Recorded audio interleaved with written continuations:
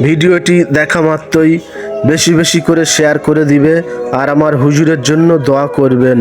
আহারে, কেমনে মারলে তোরা এই ব্যক্তিকে, যার কণ্ঠ শুনলে কলিজা শীতল হয়ে যায়, মনে হয় জান্নাত থেকে ভেসে আসছে। আমার প্রিয় হুজুরের কথাগুলো শুনে যাবেন। একদিন এই চেয়ারে সাইদি থাকবে না, হারিয়ে যাবে একদিন, এটাই স্বাভাবিক। সাইদির কোন কেরামতি নাই, কোন কারিশমা নাই, আল্লাহর কসম। এখানে যে দোয়া যদি কবুল হয় তার একমাত্র কারণ কালামুল্লাহ, আল্লাহর কোরআন। আমি অযোগ্য, আমি অপদার্থ, আমি আল্লাহর এক গোলাম। সমস্ত মুজিজা এই কোরআনে।